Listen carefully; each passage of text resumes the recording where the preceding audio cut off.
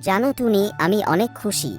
তোমার এই সুন্দর ডিম দুইটি থেকে দুইটি সুন্দর ছেলে ছানা বের হবে। হ্যাঁ গো টোনা, আমিও বেশ খুশি। তবে আমাদের তো মেয়ে ছানাও হতে পারে। না, আমার ছেলে ছানাই চাই। আমি আমার ছেলেদের সাথে খেলবো, উড়ে বেড়াবো। তুমি বাসাতেই থেকো, আমি গিয়ে খাবার নিয়ে আসি। তারপর টোনা খাবার আনতে গেল এবং টুনি ডিমে তা দিতে লাগলো। কি গো টুনি, শুনলাম তোমার নাকি ডিম থেকে দুইটি ছেলে ছানা হবে। টোনা তো সারা জঙ্গলে বলে বেড়াচ্ছে। টোনা তো ছেলে ছেলে করে পাগল হয়ে গেছে। তুমিই বলো টিয়া, উপরওয়ালা যা দিবেন তা নিয়েই তো খুশি থাকতে হবে, তাই না?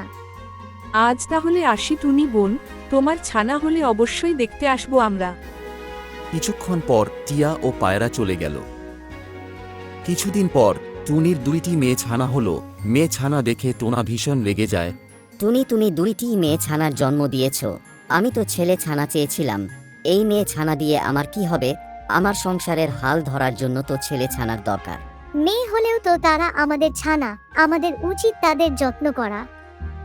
তোমার মেয়েদের বারণ করে দিবে তারা যাতে কোনদিন আমাকে বাবা না ডাকে। তারপর সে মন খারাপ করে চলে যায়। কিছুদিন পর তার মেয়েরা কথা বলতে শিখে যায়। বাবা, আমরাও তোমার সাথে খাবার আনতে যেতে চাই।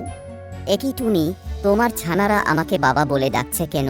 আজই তুমি তোমার মেয়েদের নিয়ে আমার বাসা থেকে চলে যাবে। এসব বলে টোনা সেখান থেকে চলে যায়। ছানারা, তোমরা ছেলে না হয়ে মেয়ে হওয়ায় তোমাদের বাবা মন খারাপ করেছেন। তোমরা তাকে আর কখনো বাবা বলিও না। টুনি তার ছানাদের নিয়ে বাসা ছেড়ে চলে যায়। এমন সময় টিয়া ও পায়রার সাথে দেখা হয়ে যায়। টুনি বোন, ছানাদের নিয়ে কোথায় যাচ্ছ? আমার ছানারা টোনাকে বাবা বলায় সে আমাদের বাসা থেকে বের করে দিয়েছে। তা একটা ভালো বাসা তৈরি করো, ছানাদের নিয়ে থেকো।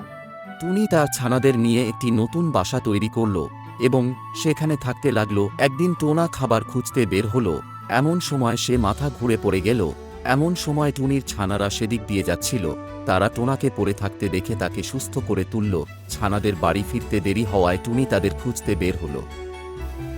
দেখলে টোনা, মেয়ের জন্য তুমি ছানাদের বের করে দিয়েছিলে, আজ সেই মেয়ে ছানাই তোমাকে বাঁচালো। আমি আমার ভুল বুঝতে পেরেছি টুনি।